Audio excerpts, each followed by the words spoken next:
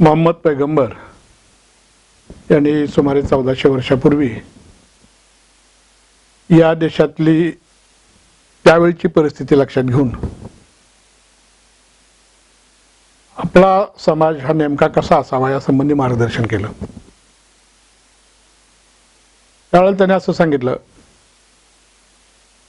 की मूर्तीमध्ये देव नाही,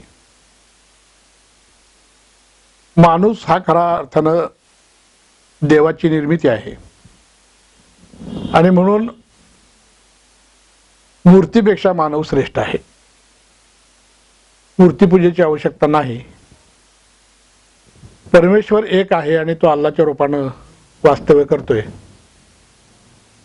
तेव्हा अल्लाच्या रूपानं तो सगळीकडे वास्तव्य करत असताना आपल्यावर त्यांची नजर आहे आणि म्हणून तुम्ही जे समाजामध्ये भेदाभेद निर्माण करता आहात, मतभेद निर्माण करता आहात, भांडणं करता आहात, ते कुठेतरी संपवता आलं पाहिजे आणि समाज हा एका पातळीवर आणता आला पाहिजे।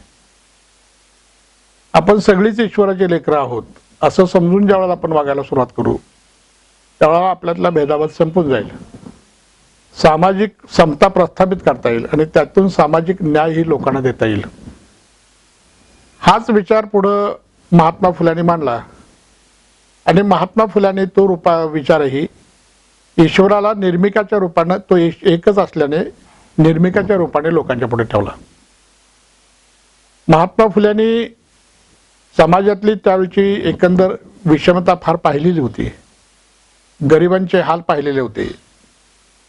एक प्रसंग महात्मा फुल्यांनी पुण्यात असा पाहिला होता की एका ब्राह्मणांच्या सरदार वाड्यामध्ये भोजनाचा कार्यक्रम होता, मिष्टान्नाचा कार्यक्रम होता। पुण्यातल्या प्रतिष्ठित ब्राह्मणांना जेवायला बोलवलं होतं आणि त्या भोजनाचा वास बाहेर येत होता, रस्त्यावर येत होता।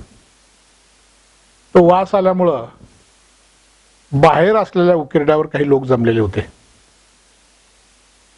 ब्राह्मणांचं भोजन आज झालं, मिष्टान्नावर त्यांनी ताव आणला आणि उष्ट्या पत्रावळ्या ज्यावेळेला त्यांनी बाहेर टाकल्या उकिरड्यावर त्यावेळेला त्या उष्ट्या पत्रावळ्या चाटण्यासाठी सुद्धा बाहेर जमलेल्या लोकांनी मारामाऱ्या केल्या, भांडणं केली, रक्तबंबाळ झाले। ते म्हणजे उष्ट्या पत्रावळ्या चाटण्यासाठी सुद्धा माणूस लाचार बनत होता, इतकी अतिशय लाचारीची अवस्था त्या काळामध्ये होती।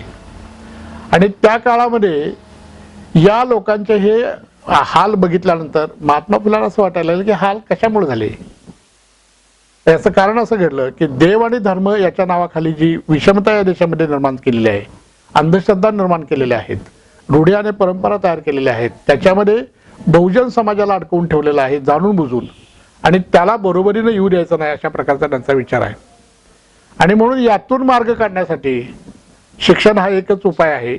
शिक्षणाने माणूस शहाणा बनतो, समृद्ध बनतो आणि शहाणा झालेला माणूस हा स्वतःचंही दुःख घालवतो आणि दुसऱ्यालाही सुखी करायचा प्रयत्न करतो। यालाच आपण सामाजिक समता प्रस्थापित करणं असं म्हणतो। आणि सामाजिक समता जर प्रस्थापित झाली या देशामध्ये तर मला स्वतःला खात्री आहे की सामाजिक न्यायही प्रस्थापित होईल।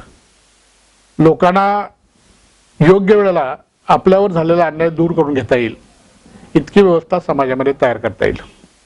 आणि म्हणून सामाजिक समता प्रस्थापित केल्याशिवाय सामाजिक न्याय प्रस्थापित होणार नाही ही गोष्ट लक्षात ठेवूनच आपल्याला सामाजिक समता प्रस्थापित करण्यासाठी झगडावं लागेल। आज आपल्याकडे ही नाही परिस्थिती। आज सगळ्या प्रकारची विषमता देशात आहेच, आर्थिक आहे, राजकीय आहे, सामाजिक आहे।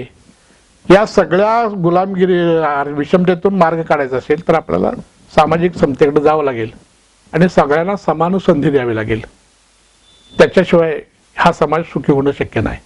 आणि म्हणून मोहम्मद पैगंबराचा विचार किंवा महात्मा फुल्यांचा विचार हा शाश्वत आहे, तो कधीही मरणार नाही। तो विचार जो बरोबर घेऊनच आपल्याला पुढच्या काळामध्ये पावलं टाकावी लागतील।